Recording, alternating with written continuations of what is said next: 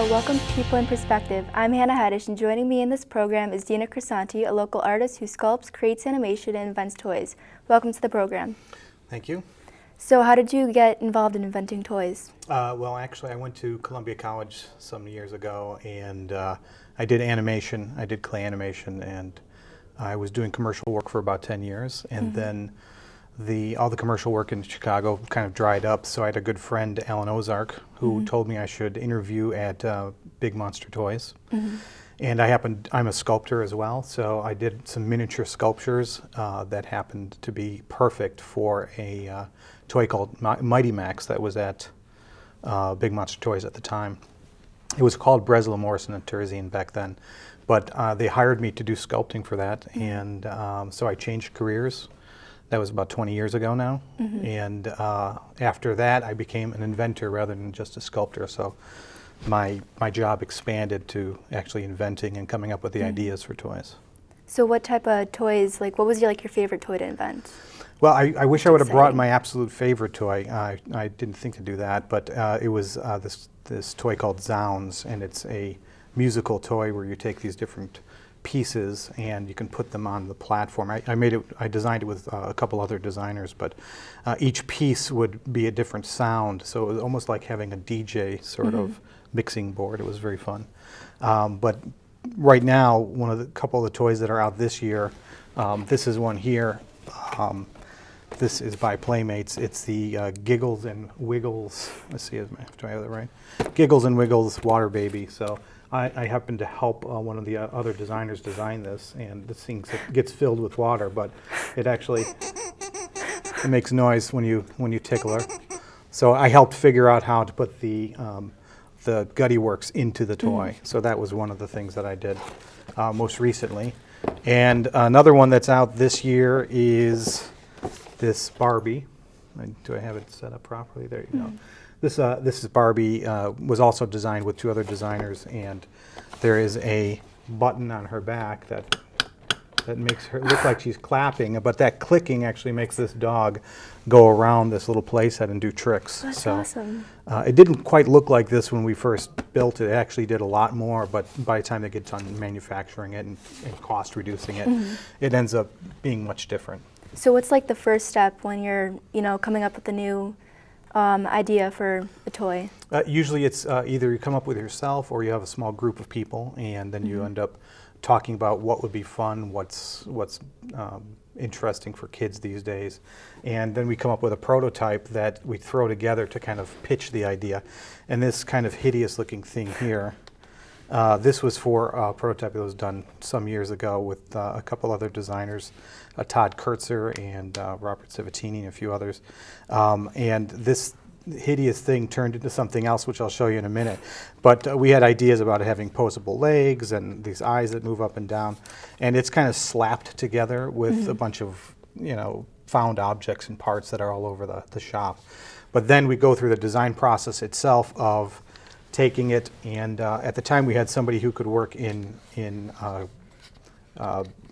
a rapid prototyping sort of program, and together we all came up with the shape. So you could see that from this whoa, and it does break quite a bit.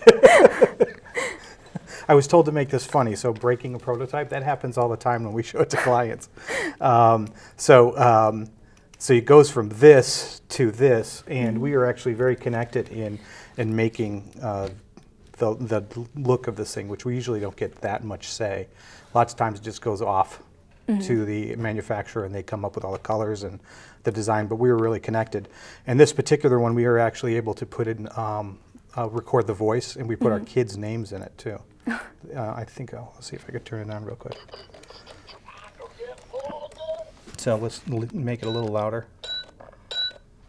So this is a musical toy, and each one of these knobs and his belly and that thing right there, that will make noise. So you could see that the eye. So that's one beat, and then. How long does that take to make? This one right here, I'll turn him off in a moment.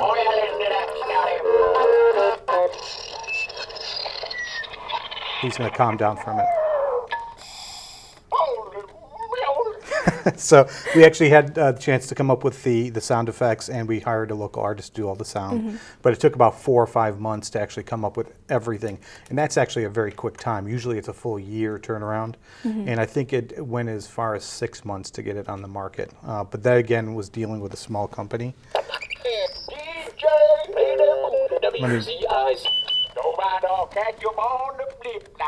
Okay. So.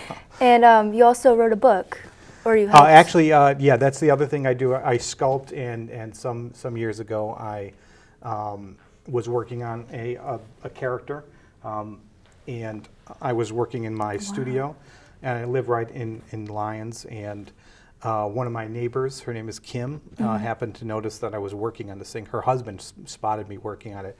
We were introduced, and she said, we've got to do something with these characters. And they're called Tragans, and this is what they look like. This is their actual size. And the basic idea started with the sculptures, but she said, we've got to do something with these characters because they just can't be sitting there on their own.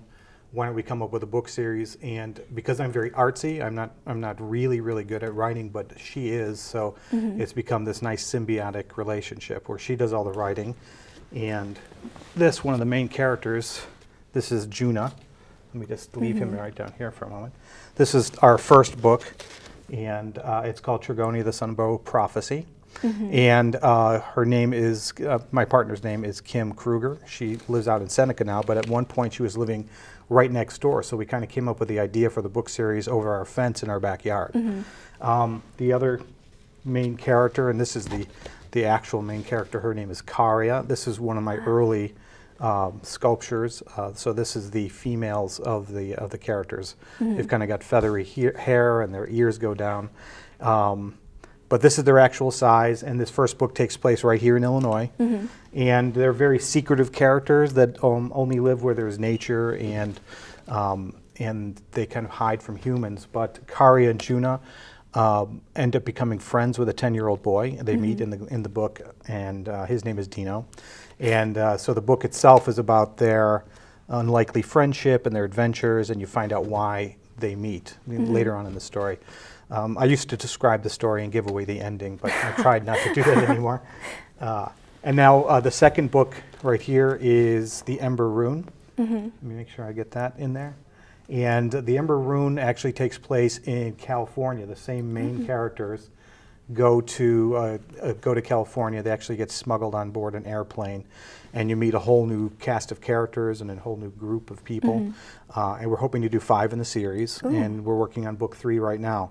So I do all the photography, and then there are illustrations in here. I normally just do 3D work, but I was forced to do some drawings. I'll try to call one of these up. And I forced myself to do it. And that's one of the drawings right there. This is how they get smuggled on board the airplane. So you can see I'm all right at doing 2D stuff. But I really pushed myself. So the great thing is that was her first book she ever wrote. And I don't think I would ever been involved in making a book. And my illustrations also have improved with the second book, and her writing skill has improved. The third one's going to be great. It's going to be happening in New York. And so where can we get these books if we want to read them? Yeah, you can go to our website at worldoftrigonia.com, and you can also look them up on Amazon, but worldoftrigonia.com is the best way to do it. You can get a signed copy, and we also have all of our sculptures on there. And if you want a signed copy, we also do local shows. Kim's actually doing one this weekend, upcoming weekend. So we do book fairs and comic book conventions, and we're hoping that somebody will pick this up and turn it into a movie, possibly. That would be awesome. Yeah. Actually, if you go on our site, you'll see a link to a sequence of stop-motion animation. These characters on the cover that I just showed you, they're actually stop-motion puppets. And I teach stop-motion at Columbia College, and one of my students, Rachel Rusikoff, grabbed them from me, and she did this beautiful sequence that kind of is a quick trailer of our book. So we're hoping to do more animation and do more sculptures, and it's been very exciting, so I hope to keep going. That's awesome. I want to thank Dino Crisanti for being on the show today. I'm Hannah Hettasch. Well, see you next time in People in Perspective.